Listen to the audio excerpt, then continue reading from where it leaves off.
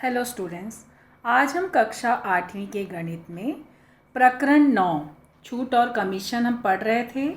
उसका हम कुछ वीडियो पहले देख चुके हैं।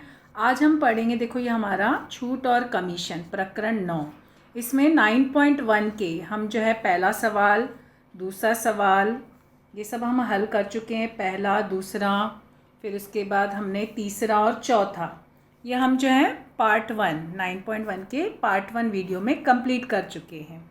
फिर उसके बाद हमें यहाँ पे चौथा सवाल तक तो हमारा हो ही गया था। पांचवा सवाल हमें कोरोना महामारी के वजह से जो सिलेबस कट है तो उसमें ये सवाल कट किया हुआ है।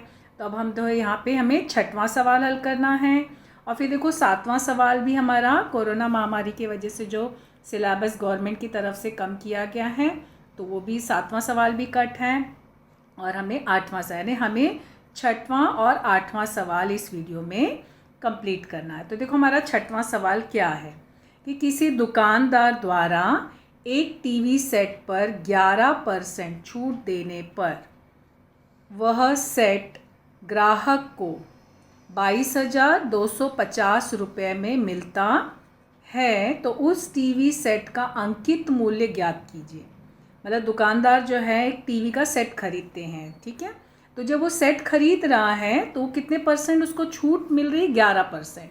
11% छूट देने के बाद वो जो है 22,250 रुपये में टीवी लेता है, मिलता है, बोला ना। इसका मतलब ये इसका क्या है? टीवी का ये विक्रय मूल्य है, क्योंकि इतने में उस ग्राहक को ये टीवी सेट इतने रुपए में मिल रहा है, मतलब ये क्या हुआ?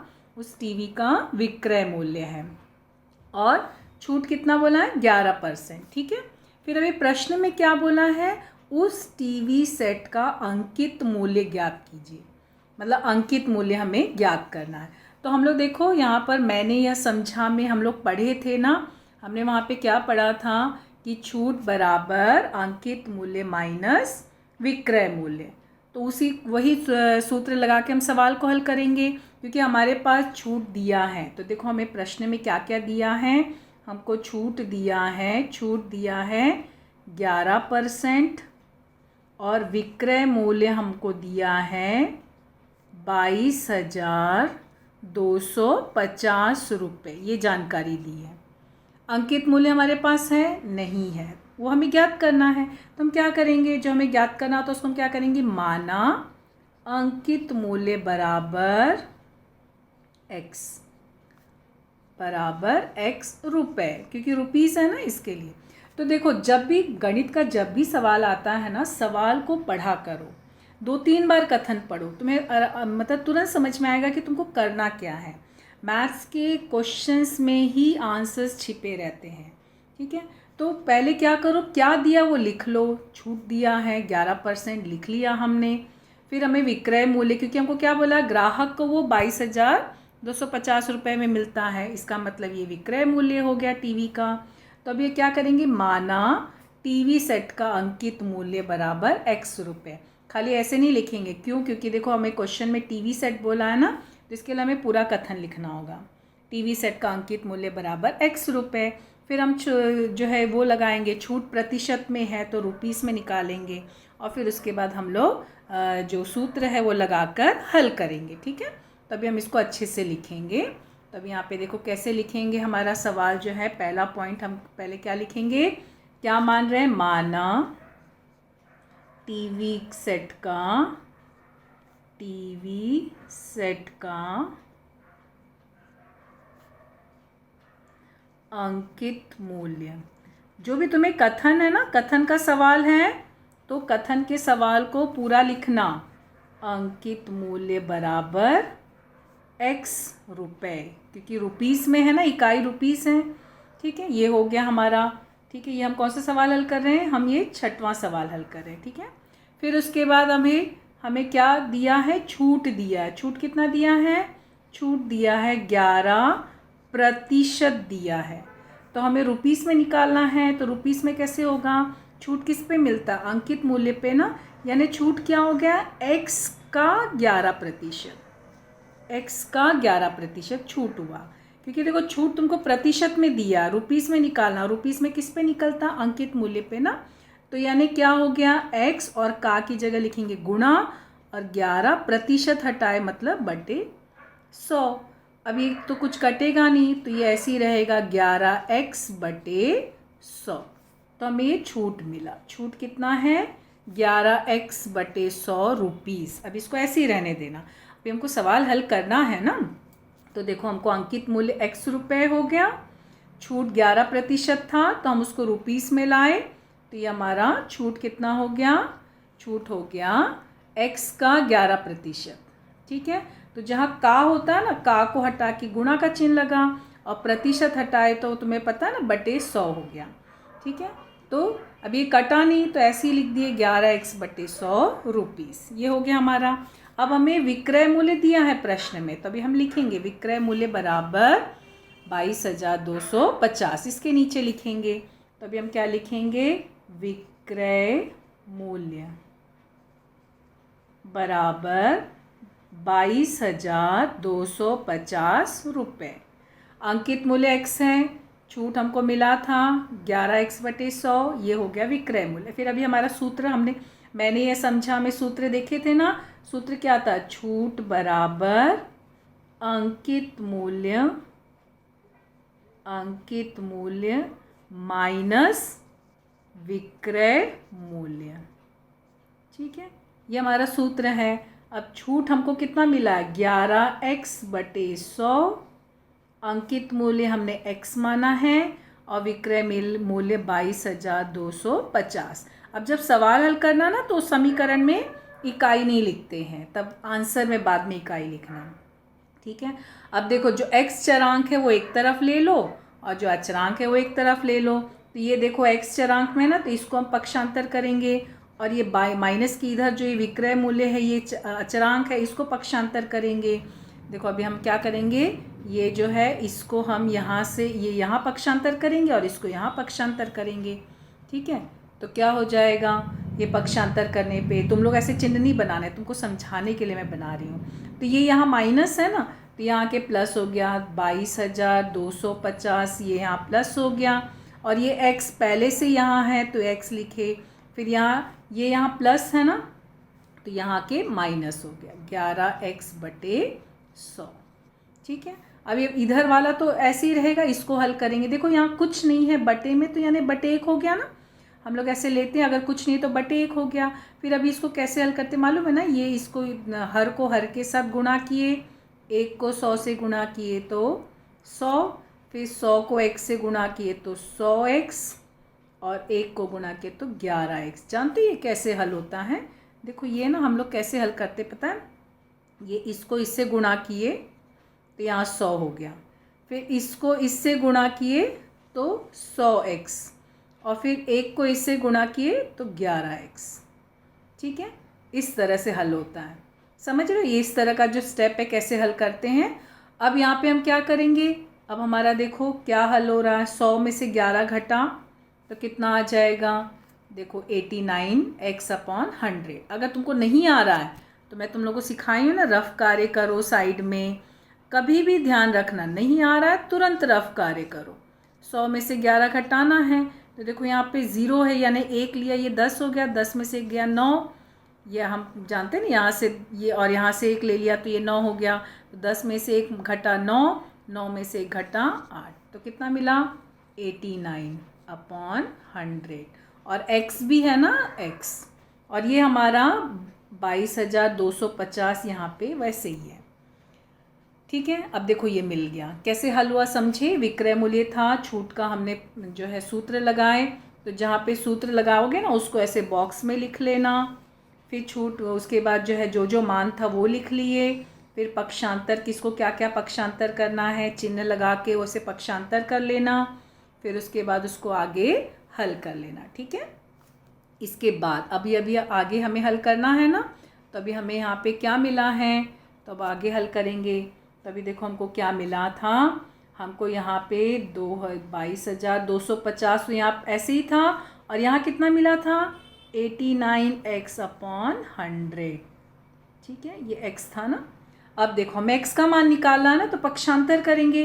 तो देखो ये 100 जो है ये बटे में भाग है, अभी पक्षांतर करना है तो ये भाग जो है पक्षांतर होके क्या हो जाएगा? अभी देखो इसको हम भाग करेंगे ना, तो ये जैसे भाग यहाँ पक्षांतर होगा तो गुणा हो जाएगा, और ये यहाँ पे गुणा है तो ये आके यहाँ पे भाग हो जाएगा।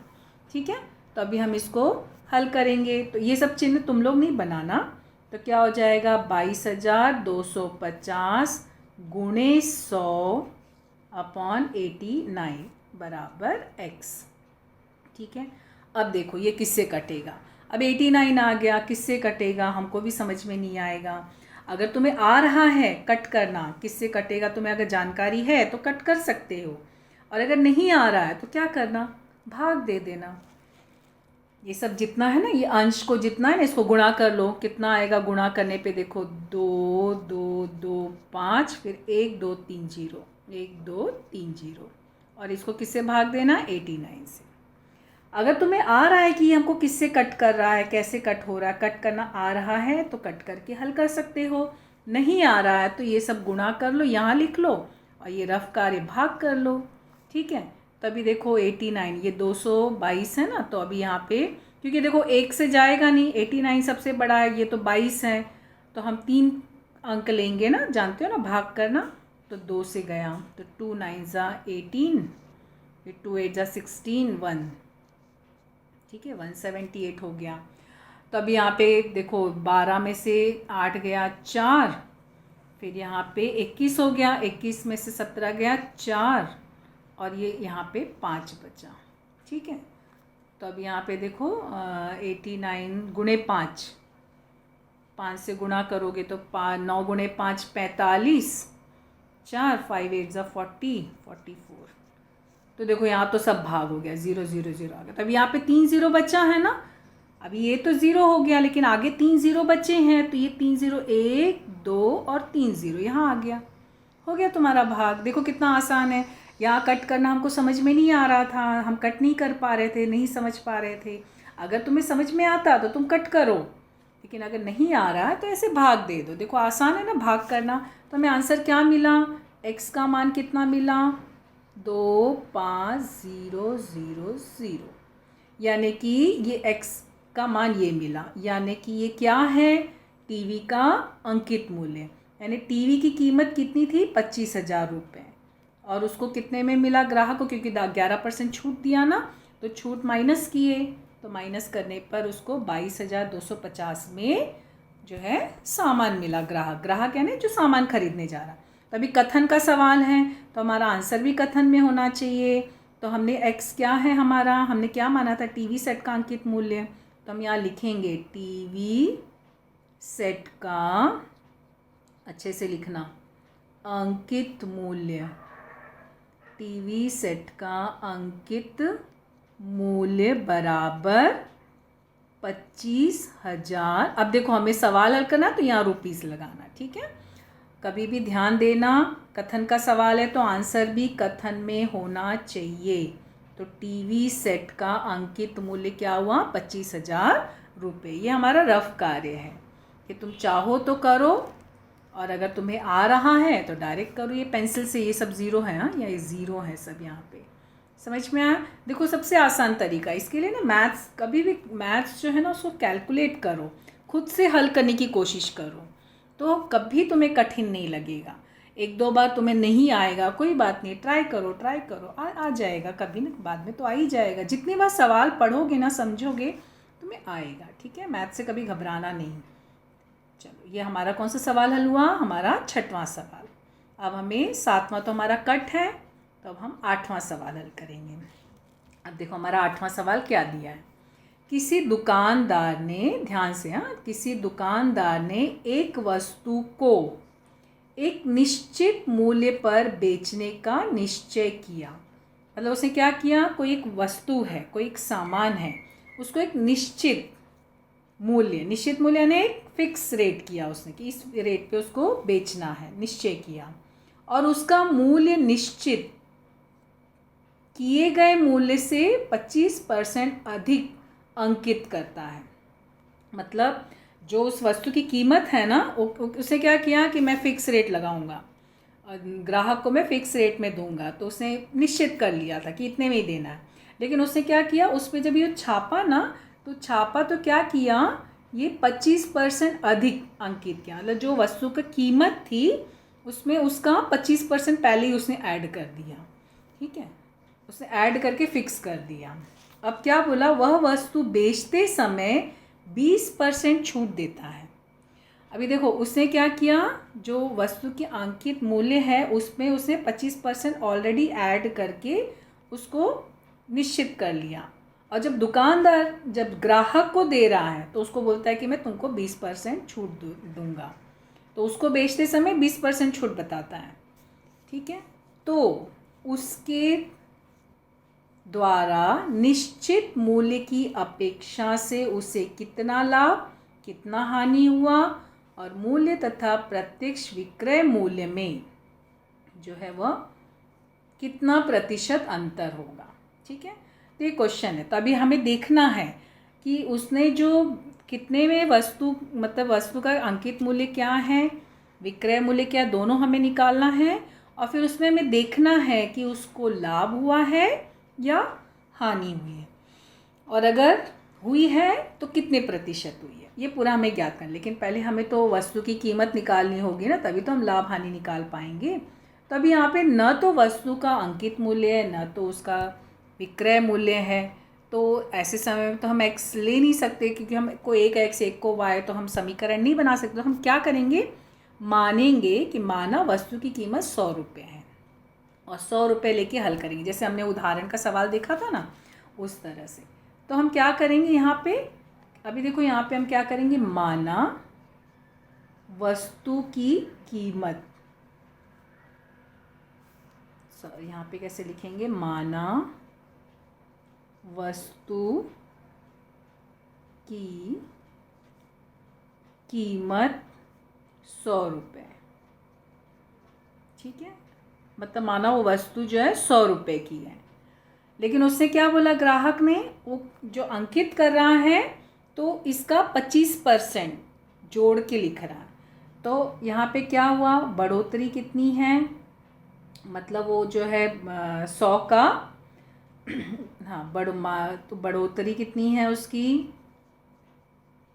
उसने बढ़ाया है ना, तो बढ़ोतरी कितनी की, 100 का 25%, तो कितना हो गया 100 का 25%, यानी 100 का के जगह पे गुणा और 25% यानी बटे 100, तो 100 कट गया 25 रुपये। उसने क्या किया, इतना बढ़ा दिया। तो अब कीमत क्या होगी, तो उसने बोला था निश्चित मूल्य पे बेचेगा, तो अब निश्चित मूल्य क्या हो गया उसका, तो वस्तु का निश्चित मूल्य जो हो गया, वो वस्तु का निश्चित मूल्य 100 प्लस 25 यानी 125 रुपये। उसने कहा ना कि एक निश्चित मूल्य पे मैं बेचूंगा, निश्चय किया उसने, तो उसने पहले से ही देखो 25% बढ़ाया। वस्तु की कीमत 100 रुपये थी, ठीक है, माना मतलब हम लोग ने माना कि मानो 100 रुपये की कीमत मतलब वस्तु है, तो जब उसने उस 100 रुपये का 25% बढ़ा के उसने दिखाया, क्वेश्चन में लिखा था ना, तो अब उस वस्तु का मूल्य कितना हो गया, 125 रुपये, यानी कि वो दुकानदार ग्राहक को बता रहा है वस्तु का अंकित मूल्य 125 रुपये बता रहा है, और उसने क्या बोला ग्राहक को कि वह 20% पे छूट देगा, ठीक है, यानी 125 रुपये क्या हुआ, उस वस्तु का अंकित मूल्य हुआ। तो अभी हम क्या लिखेंगे आगे, तो ये तो हमने बढ़ोतरी लेके सब ऐड किया, तो अब हमको निश्चित मूल्य मिले वस्तु की, यानी ये इसका अंकित मूल्य। तब आगे हम क्या लिखेंगे कि वस्तु का अंकित मूल्य, वस्तु का अंकित मूल्य बराबर 125 रुपये, ठीक है। अब ग्राहक ने दुकानदार क्या कह रहा है कि वो इस पे 20% छूट दे के बेचेगा, तो यानी उसने छूट कितना रखा है, छूट 20%, लेकिन परसेंट रखा है, हमको रुपीस में लाना है, और रुपीस हम किस में लाते हैं, अंकित मूल्य पे ही ना, तो यानी 125 का 20%, वो छूट जो मिलेगा तो 125 गुणे 20/100, का की जगह पे गुणा लगा दिए और प्रतिशत हटाए तो बटे 100। अब देखो क्या क्या कट रहा है, ये 0 0 कटा, 2 गुणे 1 2 गुणे 5, ठीक है। फिर अभी ये 5 से काटेंगे, तो अभी 5 से काटे, 5 गुणे 1, 5 गुणे 2 10, 5 गुणे 5 कितना मिला हमको 25 रुपये। तो छूट कितना मिला, ये छूट हमने रुपीस में निकाला ना, 25 रुपये ये छूट है। देखो वस्तु का अंकित मूल्य हमको कितना मिला 125 रुपये। वो हमने देखा ना उसने बढ़ोतरी 25% लेके किया था, तो हमने वस्तु की कीमत माना 100 रुपये की है, तो उसका 25% निकाले तो 100 वो 25 मिला, तो वो 100 में जोड़े 125 रुपये अंकित मूल्य हुआ। फिर उसने छूट 20% कहा, तो हम लोग जो है रुपीस में निकाले, यानी 125 का 20% कितना हुआ 25 रुपये, यानी छूट कितना दे रहा है वो 25 रुपये दे रहा है। ठीक है, तो अब हमें क्या निकालना है विक्रय मूल्य। तो विक्रय मूल्य का अभी हम सूत्र लगाएंगे ना, याद है हमारा सूत्र है छूट बराबर अंकित मूल्य माइनस विक्रय मूल्य, ये सूत्र लगाए। अभी छूट हमको कितनी मिली है 25 रुपये, अंकित मूल्य कितना है 125 रुपये, विक्रय मूल्य हमको ज्ञात करना है। ठीक है, अब पक्षांतर करेंगे। अभी हम पक्षांतर करेंगे तो क्या होगा, देखो ये यहाँ गया तो प्लस हो जाएगा, ये यहाँ आके माइनस हो जाएगा। ठीक है, तो अभी हम यहाँ पे क्या करेंगे, विक्रय मूल्य बराबर 125 माइनस 25 कितना हुआ 100 रुपये। विक्रय मूल्य कितना हुआ 100 रुपये। अब देखो अंकित मूल्य कितना लिया, वस्तु की कीमत हमने कितनी देखी थी 100 रुपये ना, वो तो अंकित मूल्य उसने 125 बताया, यानी वस्तु की कीमत 100 रुपये और देखो विक्रय मूल्य भी 100 रुपये। तो क्या उसने कुछ हानि लाभ हुआ उसका, वस्तु की कीमत ही 100 रुपये थी और बेचा भी 100 रुपये में। लेकिन देखो कैसे दुकानदार ने किया, 125 रुपये बताया ग्राहक को, 100 रुपये का सामान था, 125 रुपये ग्राहक को बताया और कहा कि मैं 20% छूट देता हूँ, और देखो 100 रुपये की वस्तु 100 रुपये में ही बेची और हमें खुशी हो गया, अरे 20% उसने हमको छूट दिया, है ना। ऐसे भी होता रहता है। ठीक है, तो यानी कि उसको कोई लाभ या हानि हुई नहीं। लाभ या हानि, जब लाभ या हानि हुई नहीं तो प्रतिशत भी लाभ या हानि, तब कुछ नहीं हुआ, यानी कि वो प्रतिशत में पूछा ना कितना प्रतिशत लाभ हानि हुआ, 0%। लाभ और हानि हमको क्या मिला 0%। तो यानी नीचे लिखोगे वस्तु की लाभ या हानि, लाभ न तो लाभ हुआ न तो हानि हुई, तो कितना है वो 0%। ठीक है, तो तुम लिखोगे न तो कोई लाभ हुआ न तो कोई हानि हुई और लाभ और हानि बराबर 0%। ये हो गया हमारा आंसर, यही पूछा था ना। ठीक है, तो अभी यहाँ पे देखो हमें अंकित मूल्य विक्रय मूल्य कुछ नहीं पता था, तो हम लोगों ने क्या किया 100 रुपया मान के सवाल को हल किए। तो यानी वो वस्तु की कीमत भी 100 रुपये की थी और उसने बेचा भी 100 रुपये में, तो न तो उसको कोई लाभ हुआ और न ही उसको कोई हानि हुई। और हमको क्वेश्चन में बोला है कि लाभ या हानि निकालना है, तो वो कितने में निकालोगे हम प्रतिशत में। ठीक है, तो इस तरह से सवाल को हल करना था। 8वां सवाल हमारा हल हुआ। ठीक है, देखो आसान है ना, बहुत आसान, मैथ्स के सवाल बहुत आसान होते हैं। तो हमारा जो है 9.1 का जो सवाल था ये हमने कंप्लीट किया है। ठीक है, अब जो है सवाल कंप्लीट करो 9.1 पूरा जो है अपने नोटबुक में, और जो है उसको कंप्लीट करके दिखाना। Thank you.